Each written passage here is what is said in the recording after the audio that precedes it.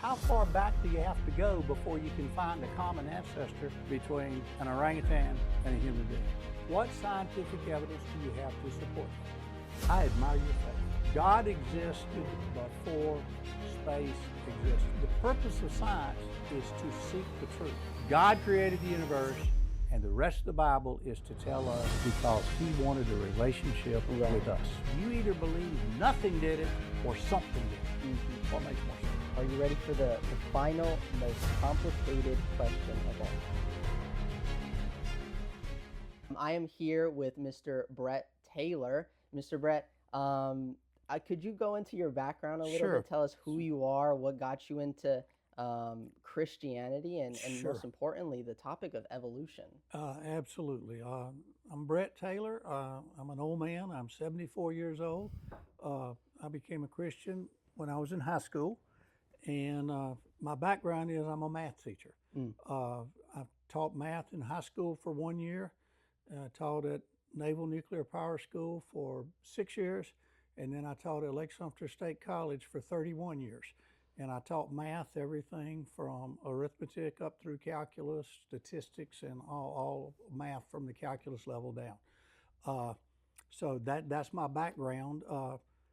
Obviously, being in college, I've heard a lot of things, and when I went through college, I heard a lot of things about evolution, and it never made sense to me. And the more I learned about it, the less sense it made to me. And I started talking to some Christian friends of mine who were biologists and chemists and so on, and so got a better understanding with it, and saw so many people get so confused and caught up and thinking that it's impossible to be a Christian and accept scientific evidence. And so that's how I got involved in just in my own understanding of evolution. But with that, in the college, do you see there some type of religious crisis within college students? I said this way back when I was in college. College is the best place in the world to find God. It's also the best place in the world to lose God. Oh, wow. I taught Bible studies to high school kids. I've been teaching Bible study in churches on Sunday morning, Sunday school, since I was a freshman in college. I taught elementary school and junior high, and then after I got older, I started teaching high school kids, and I probably taught in 3 different churches. I taught high school Sunday school classes for 10 or 12 years. And I saw people who grew up in church, who professed Jesus as Savior, and they went to college, and after a year or two, they walked away and never came back. Depending upon which survey, George Barna or whichever, about 80% of the high school students who grow up in church, I'm not talking about unchurched, leave the church by the time they're 21. Oh, wow. And they go to college, and when you're in college for the first time in your life, you're on your own and you're making decisions. What am I going to do? Do I need to get up and go to church on Sunday morning or not? And I've always done what my parents told me to do. Now I get to make my own decisions. And so there is wonderful opportunity to find Christ and to grow in Christ on a college campus because people are seeking, they're solidifying their worldview. But there's also, it's a real easy place to walk away. Why do you think most college students walk away? Could it be what they're taught? Is it the system, or is it like their peers where things are just hearsay and then spread on? It's both. It's what they're taught, and it's easy. But as I've told parents, we tell kids in high school, the Bible teaches creation. Just shut up and believe it. Don't accept. Don't try to figure it out. And even in high school, most teachers in public schools, which I went through public school. I'm not sitting here trying to badmouth them, but most teachers in high school are evolutionists. And the standard thing is the Bible teaches creation, science teaches evolution. And then you go ask your parents or even your youth minister or your Bible study teacher, wait a minute, my biology teacher says that science has proven evolution. And the response is, don't ask questions, just accept it on faith. And then you get away to college and you have biology teachers who have a PhD in biology Mm-hmm. and have written books and papers, and they tell you that evolution is a scientific fact. And then you have a chemistry teacher who has a PhD in chemistry, and he tells you, well, it's a scientific fact. This is how life came into being. Mm-hmm. Uh, and you go home and you say, these professors who told me, and they've researched it, they've studied it, they have doctorates, they've told me that evolution is a fact. But you tell me that evolution's not a fact, and you tell me, don't ask questions, just believe it. Well, who's a 19-year-old kid going to believe? And Yeah. so what we need to look at is explain to people, see, I'm not afraid of evolution. Right. We ought to teach what the theory of evolution says, Mm-hmm. because the scientific evidence not only is not consistent with the theory of evolution, but it contradicts the theory of evolution. And so we shouldn't be afraid of it when your biology teacher says evolution is a fact. Then you should know, wait a minute, what does the science say? I heard this thing. I want to know what you think about it. I heard this saying where science teaches how God made it, and the Bible teaches why God made it. What do you think about that? There's somewhat of a truth to that, but the evolutionists get the how wrong. Mm, Uh, the Bible is not a science textbook. right. It was not written to be a science textbook. And I have people say, well, you should just look at the Bible. And my comment is, when your car's not working and you take it to a mechanic, Yeah. do you get upset when he doesn't pull out the Bible to try to figure out how to fix your car? Well, that's a good point. You know, the Bible was written to tell you who did it Mm-hmm. and why. Right.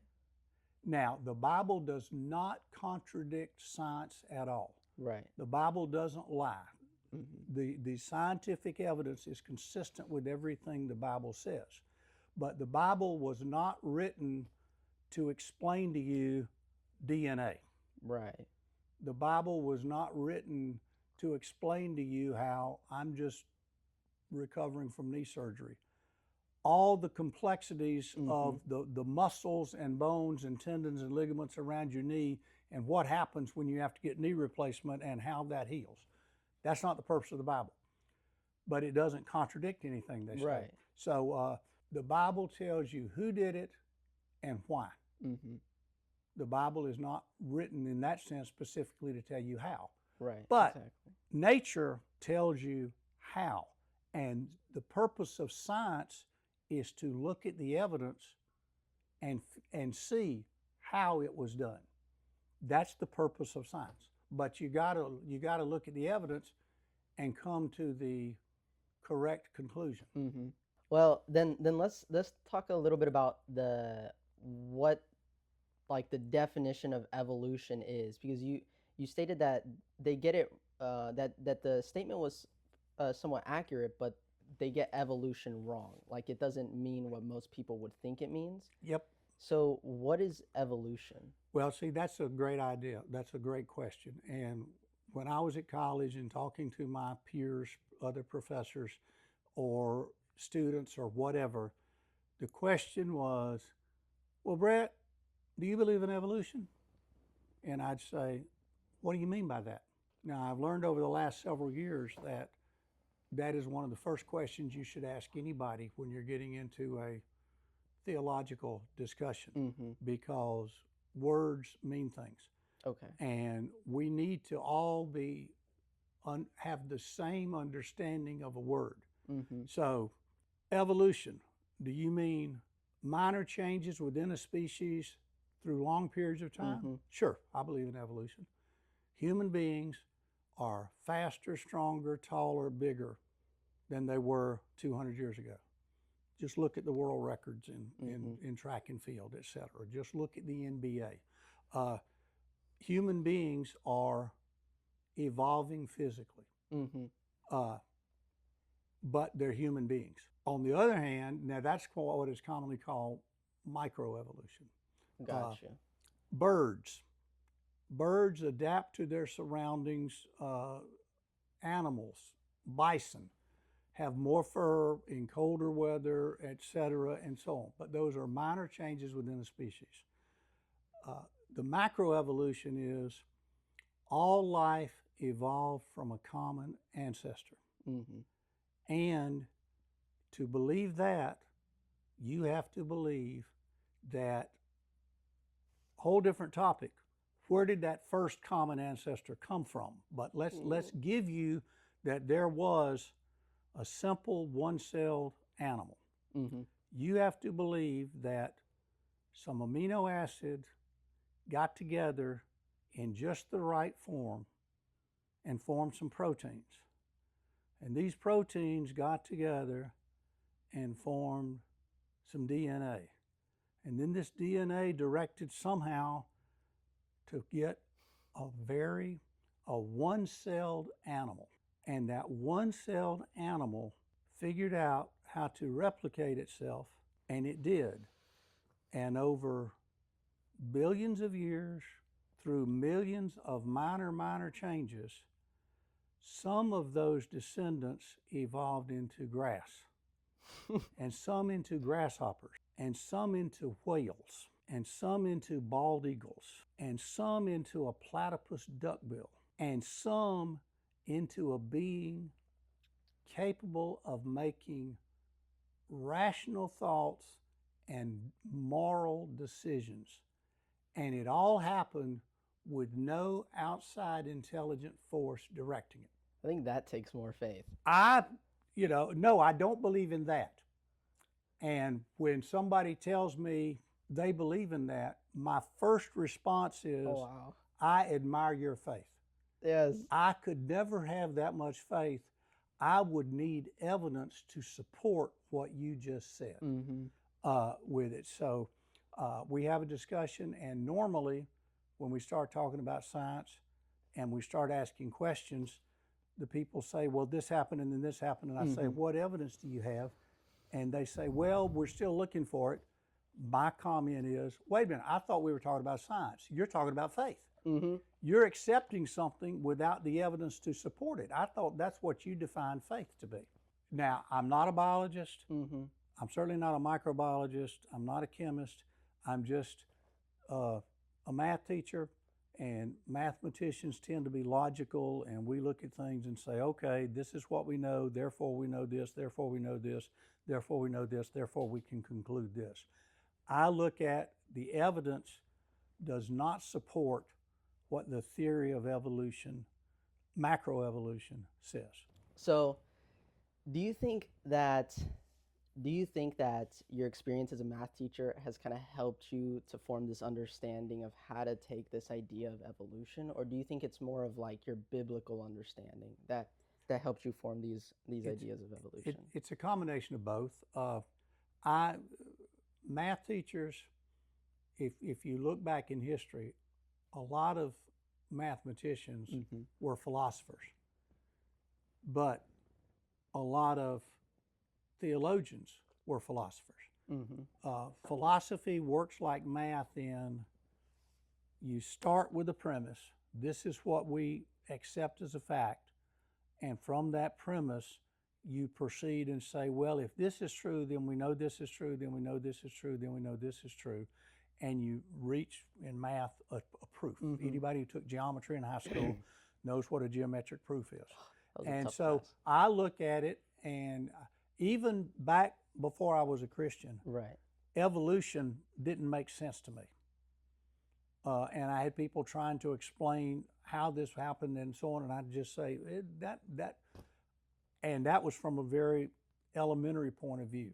So after I started looking at it, I started seeing more and more, and after I started talking to more Christians, more scientists who are also Christian, and gave me more information, it grounded my belief that the scientific evidence is contradictory to what the theory of evolution says. So on that same point, with one of the most common ideas of evolution is like our way early on ancestors, Yep. like the monkeys, the apes kind of thing, where then over time, after millions of years or however long, maybe a billion, they they form their way into humans. I always thought that was a little bit ridiculous, and my point for that is because why don't we see that happening today? I know it takes a lot of time, but just because a species has similar traits than a human doesn't mean they are a human or they Okay. became one. So, kind of, what do you think about that part of The evolution? evolutionists would tell you it is going on today. It just happens so slow we can't see it. Uh, That's their answer. But here's my answer. Okay, let's go back and look and see if the fossil records support what you're saying. Now, for you to believe in evolution, species A evolved into species B, mm-hmm. which evolved into species C, which evolved into species D, which evolved into species E, etc.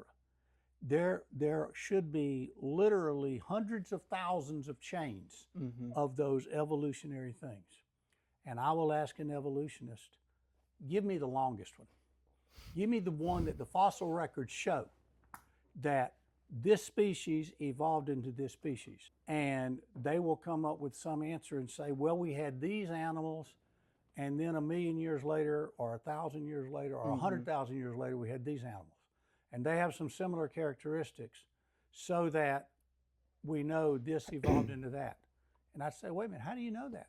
Where are the transitional records? Right. And they say, well, we haven't found them yet, or we're getting more and more. But if evolution is true, and this happened through minor changes over millions and millions of years, I'll give an example. Do not take this as literally.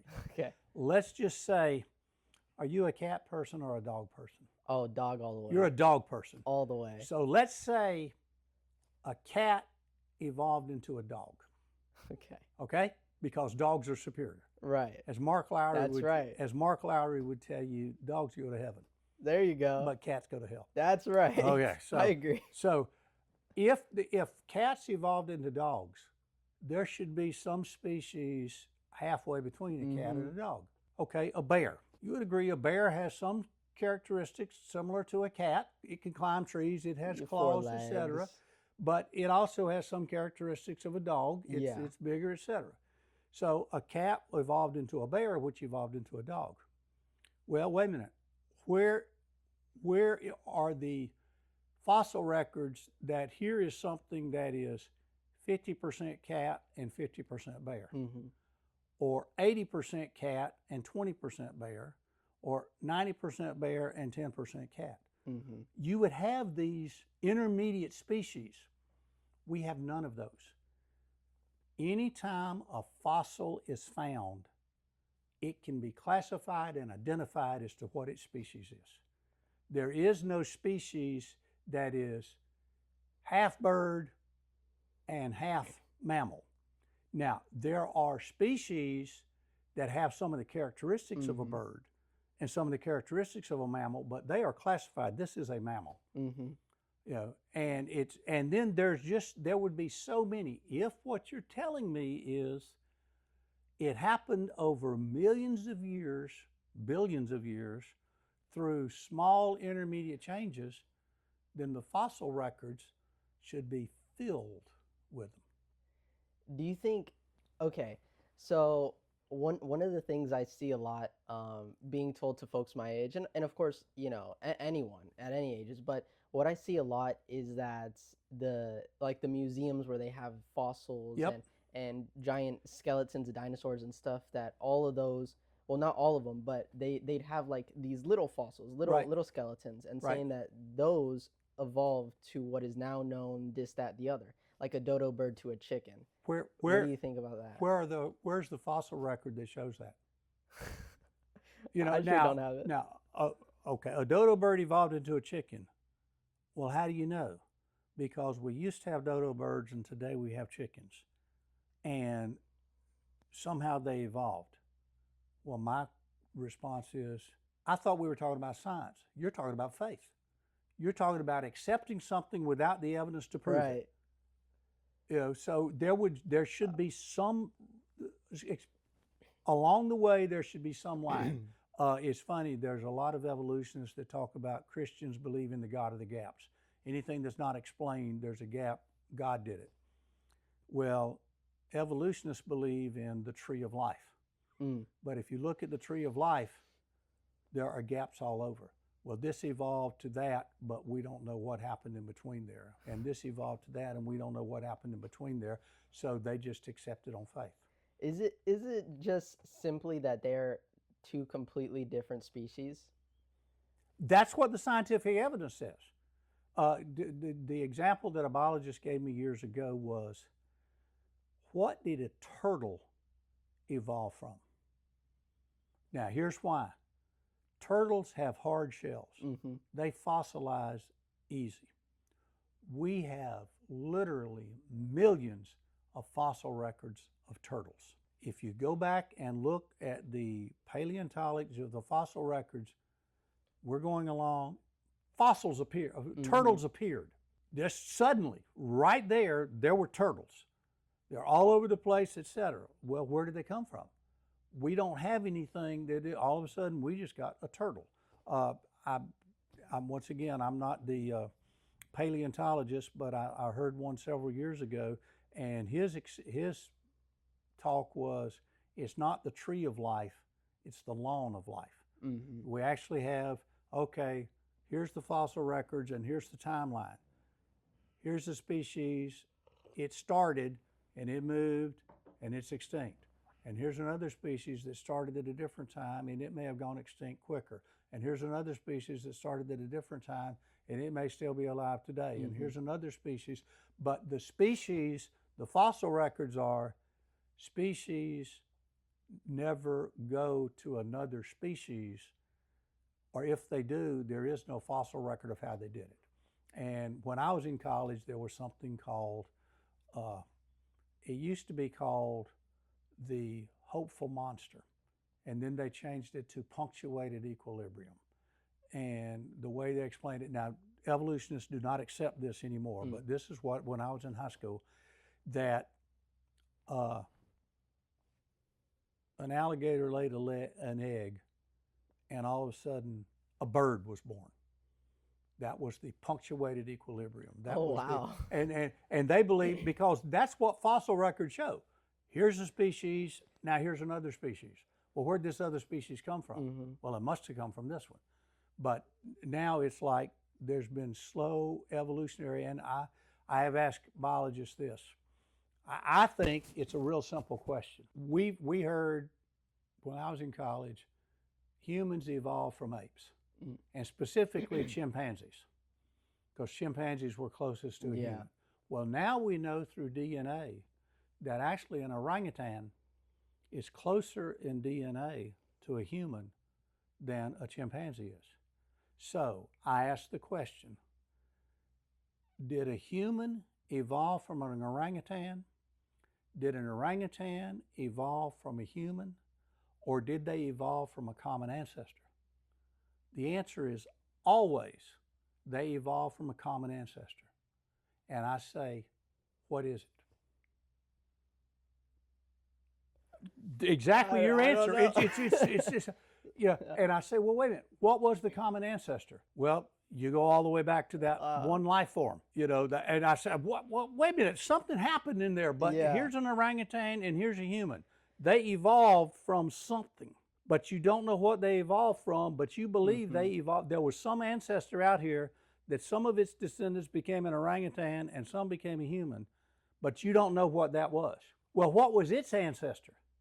What was its ancestor? How far back do you have to go before you can find a common ancestor between an orangutan and a human being? So if students were coming to you and asking, or more as a statement, because in my experience, most students they'd speak it on via a statement. If they came to you and said, "Well, I don't believe in God. I believe in the theory of evolution, and they tell you humans weren't created by God. Animals weren't created by God. We all just evolved. What would you usually say to them? Okay, why do you believe that? Let's say I believe that because there are species with similar DNA traits than humans, and over uh, 1 billion years, they had enough time to evolve. Okay, where did those species come from? The Big Bang, and then a bunch of stuff happened.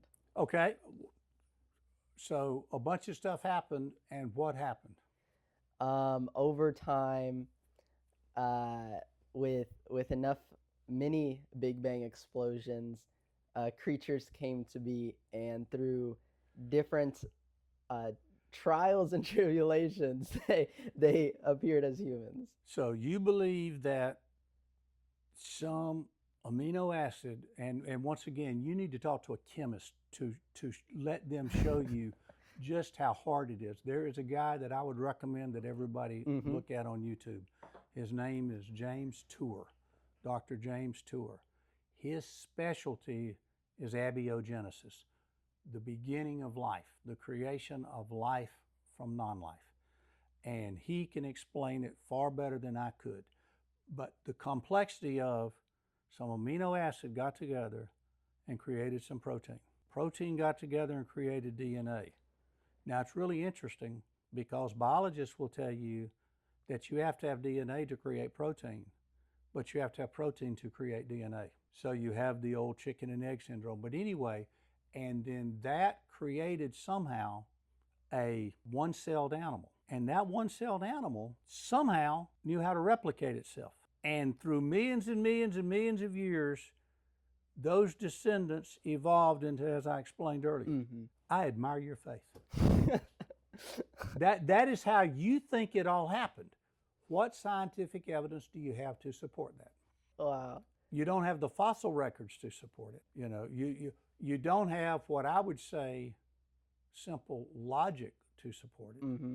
And we haven't even talked about even more than that. I have given you a one-celled animal, and I've just talked about evolution. We could go back further from that one-celled animal to, you referred to it as the Big Bang. Mm-hmm. What caused the Big Bang? I'm playing the part of an Sure, evolutionist, absolutely. okay? And I don't know how they'd respond. Okay. But what caused the Big Bang is a bunch of invisible gas and matter clashed together and exploded in a big ball of light, which created a star thingy. Even atheist scientists will disagree with you on that. Oh, wow, really? The scientific evidence is the universe had a beginning. Right. Well, that means there couldn't have been any gases or matter or anything like that. The scientific evidence is, and even atheists will tell you, and there's all kinds of people. Frank Turek is another guy. You could Google, YouTube. He's got some great videos. He's really John good. Lennox is another one, who's a mathematician, a philosopher, but a mathematician is another one. And then you could spin off from there, and there's all kinds. At some later video, I'll bring in some more names. But scientists agree that the universe had a beginning. Right. We know the universe is is expanding. So by calculating the rate of expansion, we can go back and see where it came from and when it was nothing. And even scientists will agree that the universe, matter, energy, space, and time were all created. They came into existence at some point. Before that, there was no time, matter, space, or energy. Right. So even an atheist will agree with that, and they have a lot of trouble with that because Yeah, absolutely. Einstein, when he came up with the first guy that came up with what was later deemed, he didn't call it that, the Big Bang Theory, his comment was, I have a problem with this theory because it presupposes the existence of God. And as a scientist, he did not want to do that because at that point in his life, now Einstein was of the Jewish race, but Einstein was not a believer in God, and so he had a hard time with that. With if there was nothing before time, space, matter, and energy, then the creator of the universe had to be outside of time, space, matter, and energy. Mm-hmm. The creator, whoever created whatever created the universe, I won't even say who, had to be timeless, spaceless, immaterial, intelligent, Mm-hmm. powerful, and also personal in that he had the ability to make a choice whether or not Right. to create it. Goodness. Is that what atheists have a No, no, problem no, with? no. Yeah, that's what they have a Okay. problem with because atheists tend to be materialist. Mm-hmm. There is nothing outside of material. Right. It just So they have to come up with an explanation for how the universe began. As once again, I look at it from just a simple mind of a mathematician who understands logic. So, as an atheist, you believe that nothing took nothing and created something yes. out of nothing. That's awesome. Man, I admire your That's faith. some faith right there. What evidence do you have I that need faith like nothing that. can take nothing and create something out of nothing? That's some wow. And it's also funny because when I was in college, the Big Bang Theory was accepted generally by non-Christians, and Christians said, no, we don't believe in the Big Bang Theory, we believe in Genesis. Well, there was a girl, I didn't even know her, but she wore a t-shirt around college that was so cool. On the front of the t-shirt it said, I believe in the Big Bang Theory. And on the back it said, God said, let there be. Oh, wow. And bang, there was. That is awesome. Now, what is now happening is Yeah. Christians who are scientists are believing in the Big Bang Theory, and atheists are saying, no, it can't be true. Because if the universe had a beginning, there had to be some beginner. Mm-hmm. As J. Warner Wallace is his name. He said, I have no problem with the Big Bang. Because there was a bang, there must be a banger. Either nothing took nothing and created something out of nothing, or something created something out of nothing. Now, which takes more faith? And so I'm just sitting here, there had to be some. Now, I haven't looked at the Bible. I haven't talked about the Bible. I haven't said anything at all about, well, it has to be Jesus, it has to be the triune God, etc. I'm just saying scientific evidence shows you that there is some entity who is timeless, spaceless, immaterial, matterless, powerful, intelligent, and personal, who created the universe. That sounds like God to me. It does. Yep, so that's it. God is outside of time. God is outside of space. God is outside. God existed before space existed. And space, matter, energy, and time all had to come in being at the same time. Because if there was no space, where would you put it? And so it all happened at once. It wasn't like we had this vast nothingness out there, and God said, I think I'll reach down right there and put the universe. There was nothing out there. It's hard to picture that. You are correct. Because we are beings that are in this universe of time, space, matter, and energy. Right, yeah. So we can't imagine getting outside of that. But once you accept the fact that the science says the universe had a beginning, then you have to figure out how did that beginning happen? And then you have to look at it and say, okay, from that beginning, how did life begin? And how did life become the life that we see it today? And what does the scientific evidence say? It's actually, the way you're explaining this, it's a little bit hard to use but that's your religion, or that's the Bible, because you haven't quoted scripture. I haven't said a word. You word. haven't quoted Genesis.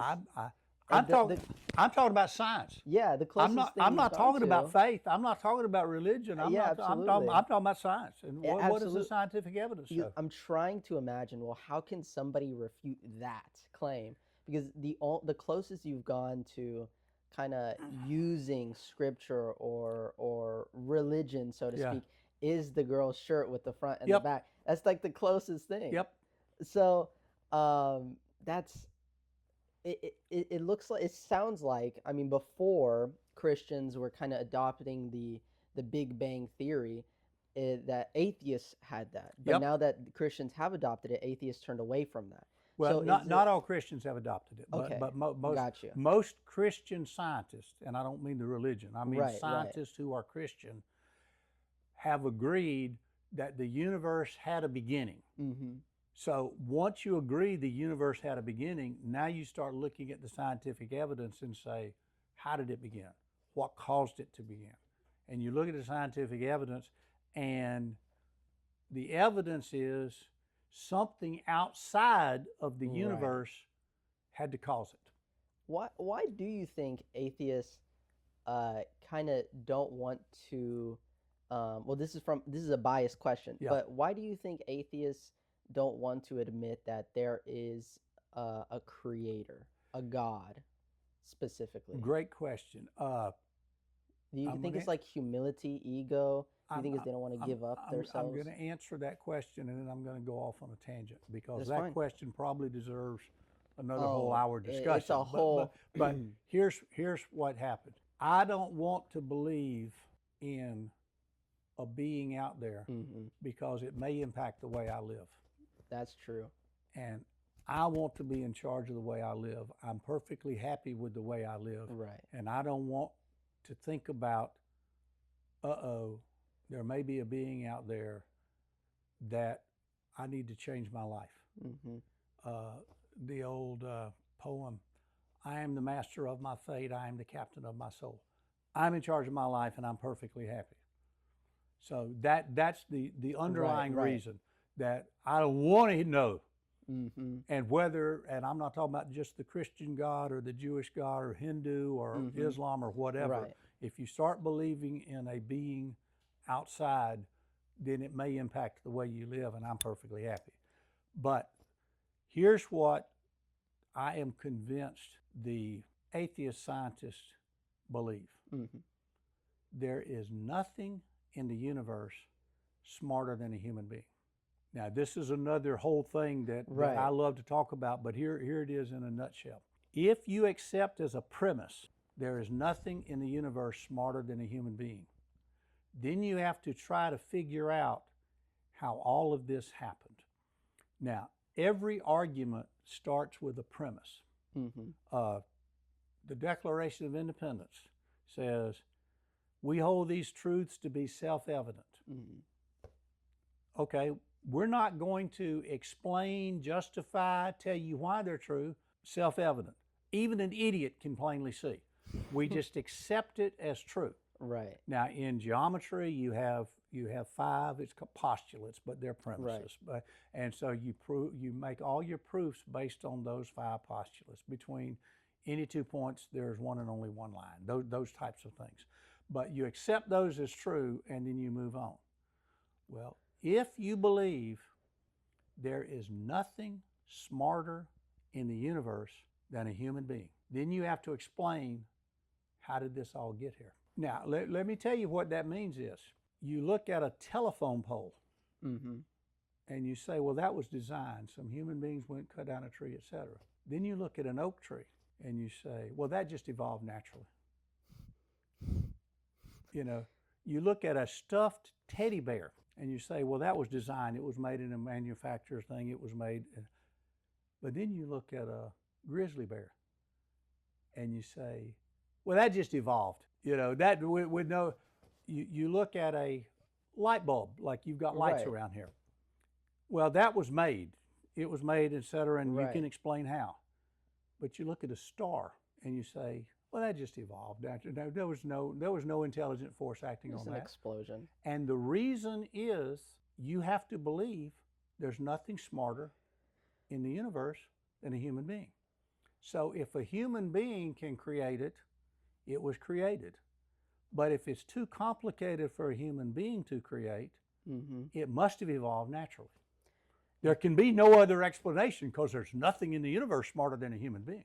Do you think that that is used to give people the justification to believe that they can too become godlike, where they can create things? If human beings is the smartest being, right? We believe we're getting smarter and smarter and smarter, so we can do more and more and more. But now I will tell you this, going back, if you talk to a materialist, an atheist, they will not tell you that. Gotcha. But if you listen to what they're saying, they're saying their premise is there's nothing smarter in the universe than a human being. That is their belief. And so they build everything based on that belief. And so then it makes perfectly good sense for my biology teacher to say this all evolved naturally. Because even though my biology teacher may not realize he's saying, well, there can be no other explanation because it's too complicated for a human being to do. You know, so that sense. And now I will tell you this, with talking about creating life from non-life. Right. I think it is hilarious. Scientists, the smartest scientists and the microbiologists and the molecular biologists are trying to demonstrate that life can be created from non-life. So they are working in labs and have been for years and years and years, trying to demonstrate that non-life can create life. Like a rock creates a bird. Yeah, well, no, but that non-life can create life. They haven't been able to do it so far. And if you listen to Dr. Tour, they're not even close. But they're working on it. Now, my point is, okay, here's a bunch of intelligent people that one day they say, we're going to design a system such that non-life can create life. Okay, well, it was an intelligent being that designed the system. Right. Oh, right. You know, so okay. I'm sitting there saying, okay, 50 years from now, you come up and you figure out how this could have happened, etc. But it took human beings 100 years to design a system, but you don't believe in the intelligent design of the universe. Right. You know, so you designed something and said it can be done without design, but you designed it. Right. So, yeah. Gosh. So, okay. So let's just assume that, I know you're a mathematician, but let's assume that you were a biologist, right? Okay. You were in this field, chemistry, all this stuff, but you were teaching a class, but instead of teaching them the idea of evolution, you're teaching them the idea of a creation and a creator. How would you go about doing that in a school system? Because I know in school you're not really supposed to put on like religions in certain cases and stuff like that. So how would you kind of show your students? You show them, and once again, I had friends who were chemists and biologists who taught it. You show them the scientific evidence, and you say, here's what the theory of evolution says, and here's what the scientific evidence we know is true says, and this contradicts that. Therefore, that is wrong. That's the first thing you do. Right. Then you sit there and you talk to them about now, and once again, a scientist in a biology class, it's not his job to break out the Bible and say, let me show you Genesis 1. Right. That is the church's job. That is, when I was in college, Baptist Student Union, Baptist Collegiate Ministry, a wonderful organization. And there's schools that are full of them now that have great Christian organizations. That is the home, that is the community. And the biologist can say, yes, this is consistent with that. I got into philosophical and religious discussions periodically in my math class, but it was always an aside. It was not the purpose of my algebra class to make people Christians. Right. Not to mathematically prove that God is. And see, but it is. I do have the gospel according to mathematics. I do have a little thing that I could show. Okay. Hey, we should talk about that. Yeah, but anyway, but that's the purpose. But your point is, I'm not afraid for evolution to be taught. I just want it to be Right. taught properly. Right. Here's what these evolutionists say, but here's what the science says. Therefore, it's wrong. Now, the scientific evidence is something created the universe. Mm-hmm. Now, what is that something? What is the best explanation for who that something is? And then that's when you start going to the Bible. With that, do you think museums get the information correct most of the time? Because when for example, when I went to Kentucky and I saw the Noah's Ark, Yeah. it gave the explanations, biblical explanations for how everything was created, the animals, the creatures, the ark, the flood, the entire historical stuff, and it even provided some evidence. Do you think museums, since they're not like, biblically based, do you think they get most of it right? Uh, I think Speaking from what you know. from what I know on museums, when they stick strictly to science and they say, here is a fossil of a Tyrannosaurus Rex, here is a fossil of the, when they do that, yes, they are correct. They're giving scientific evidence with it. When they start making conclusions, so from this we know that, and from this we know that. Yeah. That's where it they Gotcha. start making their mistake. Kind of like interpreting. Yes. Okay. Yeah. And because I think they interpret it wrongly if they say, well, we know that all life evolved from a common ancestor, when the scientific evidence says, no, it didn't. It's not a matter of Gotcha. the scientific evidence says, well, it might have happened that way. And see, and then there's other people who try to fit it both ways. They're called theistic evolutionists. Right. They are people who try to believe the Bible and also believe in evolution and say, well, it was God directing these minor changes all the way through. I have no problem with that. But the scientific evidence isn't true. Right. The scientific evidence doesn't say there were minor changes over millions of years that caused a whale to evolve into a cat. Right. There is no scientific evidence that says a fish evolved into a bald eagle. Patriotic fish there. But there is no, and I've heard all kinds of explanations. For sure. And it's also over a period of 50 years, the explanations change. When I was in high school, fish had scales, and those scales evolved to wings. And so fish became birds. To be honest, I don't remember that from high school. Is that what you were taught in high school? Now, recently, what I've been told, right. No, Bret, you got it wrong. We had land animals. We had animals like monkeys, and monkeys jumped from tree to tree.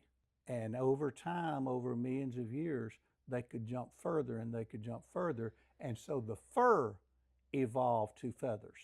Huh. Where are the fossil records? Where do you see something that a fossil that is half scale and half feather? To be honest, how can humans be the smartest creature in existence if we constantly change the definition of the explanation? Because the purpose of science is to seek the truth, to follow the evidence and seek the truth. Now, I was in a conversation 40 years ago with a woman, a discussion. It was on a radio talk show. Right. And her statement was, she was saying, science is evolution, the Bible is creation is faith. And I kept trying to talk to her, and she finally made this statement: true science does not allow for even the possibility of the existence of God. So she's admitting her premise is there is no God. So what you have to do is, all right, if there is no God, how do we explain how all this came into being? And the best explanation they can come up with so far is evolution. But the scientific evidence, the more we learn, the more we see evolution says this, but the evidence says this. And the more we see, it contradicts it. Right. And so that's what I would get, and and I'd love to do a whole series on this. We should, yeah. My problem with our students, and I have a heart for high school and college kids. As do I, yeah. I was the Baptist Student Union director out at Lake Sumter, volunteer, for 15 or 20 years. Wow. And what I want them to get to is when they hear a teacher, a faculty member saying evolution's a fact, etc., I don't want them. Did you see the movie God's Not Dead? Oh yeah. Where I wanted to bring that up. okay, Yeah. where the kid, challenged his Right. philosophy. That's wonderful. It's a great movie. It's very dramatic. I don't want to train. My goal is not to train a bunch of kids who can walk into a biology class as a freshman or a philosophy class as a freshman and challenge their professor. I want them to be grounded enough in their faith when they hear this teacher say evolution is a fact, they're not shaken. They understand, oh, that guy takes as a premise God does not exist. Right. And so he's trying to explain how all this happened without God. He's not looking at the evidence and coming to a logical conclusion. He's starting with the premise, there is no God. Okay, of course, if there is no God, he's going to come to a conclusion that says there is no God. Right. He's not looking at the evidence. And so my point is, okay, that's fine. Don't let him shake your faith. And that's what happens now. Gotcha. Is high school seniors go off to Seminole State or Lake Sumter or the University of Florida or Yale or wherever, and they get shooken because in high school and in churches and in youth groups, we taught them what to believe, but we didn't teach them why to believe it. Gotcha. We didn't teach them, here's the evidence to support your belief. And we didn't teach them why there are people out there who are going to say this doesn't make sense. And you know what? To me, the Christianity, the Bible, God doesn't contradict science, but they're supposed to be complementary. They're written Like for the yes. Bible should give you the why, who. The Bible never contradicts science. Because isn't the Bible a historically accurate text? Yes, And it's yeah. also Yeah. scientific. If you pay attention to the science, it's scientifically It is accurate. consistent with science. Consistent. Now, there are things in the Bible that we can interpret, and we may misinterpret that. But I'm not getting into that right now. For But sure. the point is, the Bible, I can outline the Bible in two major topics. One, who created the universe. Two, why he created the universe. Genesis 1 is who created the universe. Genesis 2 through Revelation 20 is why he created Yeah. the universe. God created the universe, and the rest of the Bible is to tell us because he wanted a relationship with us. It's not a book to tell us how. Right. It is not a book on molecular biology. Because I don't think it details amino acids or No, DNA it doesn't. here. That's what it's saying. Yeah. And that's not his purpose. Right. But it doesn't say anything to contradict it. That's right. Yeah, yeah, absolutely. It doesn't say anything at all to contradict it. And the evidence is that the universe had a beginning, and from nothing, everything came.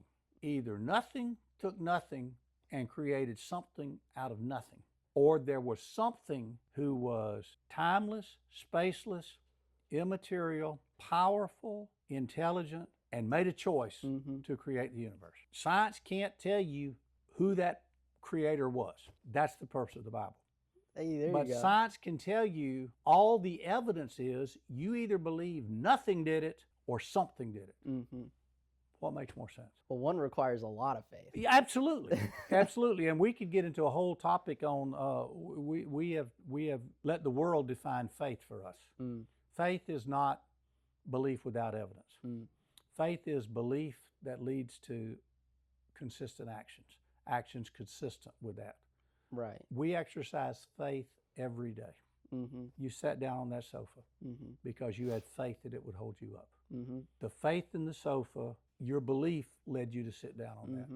You flipped on a light switch, and that's the dumbest thing in the world. You take that little plastic lever and you push it up, and all of a sudden these bulbs start to glow. If you had never seen that before, and somebody told you, you would, no way. Right. But you've seen it happen. You have evidence that is true, so your actions are based on that evidence. I would tell people faith is never truly blind. Absolutely not. Well, yes, there is, and that's called blind faith. That is having faith without evidence. Without evidence. I mean, there are people who jump off a building and say, God will catch me. They have no evidence that that is true, or there are people who are mentally off who jump off of buildings and say, I can fly. Nobody jump off of a building. No, please. no, and say, I can fly. And, Yeah. but they have no evidence to support that. Right. Now, I believe that an evolutionist is exercising blind faith. they have, not only do they have no evidence to support what they're saying, they have evidence that contradicts what they're saying, but they believe it anyway. That's faith. And one of my last questions: what's Pacific golden plover? That is the other thing that I haven't even talked about, and I would love to spend 30 minutes with you talking about that's it. gonna. Well, but here's what we're talking about: instinct. Yeah. Now I'll give this as a teaser for Okay, a video for the next one. Let's do a teaser. Ask an evolutionist, how did instinct evolve? Now, intelligence can evolve. Give you an example. My dad took calculus and he knew calculus. I was born with the intelligence that I would be able to learn calculus. I may have even been born with the propensity to want to learn calculus, etc. But I don't know calculus. I had to learn calculus. That is knowledge. Knowledge is not hereditary. Intelligence is hereditary. Instinct is hereditary. How did instinct evolve? Oh, and I've got two examples there that we'll talk about in another No, video. absolutely. That I love it because the bird you're talking about there, I call it the bird the evolutionists never talk about. Oh, wow. And so that's it. But that is one of the strongest, in fact, of all the things I've said today, that instinct to me is the strongest argument against evolution that I know. Okay. Now, are you ready for the final, most complicated question of all? Sure. Are you ready? Okay. My question is, what came first, the chicken or the egg? The chicken. Hey, the chicken! God created the chicken, and he gave the chicken the ability to lay an egg. And God created the chicken, and he not only created one chicken, he created two chickens, one male and one female. Oh, they don't get to choose their identity? No, they don't get to choose they don't get to choose their identity. You know, and so that's it. It's real simple. Okay, so we all know the chicken came first, not the egg. That's exactly very right. Important. That's exactly right. And they didn't get to choose their gender or change their gender. Right. And just so you will know, the other age-old question that has bothered people for years, why did the chicken cross the road? I got a lot of answers to that. Well, the correct answer is to prove to the armadillo that it could be done. What? Well, with that, Bret Taylor, everybody, thank you for coming on. I appreciate it. I enjoyed it. I'm enjoying Absolutely. it. We'll hopefully we get to do these some more. I enjoy doing this. Absolutely. We'll do this again. And for everybody, thank you guys so much for watching. If you stayed to the end, I appreciate it. Hit the like and subscribe button. You'll really help the YouTube channel out. He said it, not me, but I suggest I know all that stuff. Every YouTube video I listen to, all the way that says hit the like and subscribe button. Yeah, I'll be doing that pretty soon. I can imagine that. But thank you guys so much for watching, and bye-bye. Awesome. That is so cool. Oh, me. Thank you.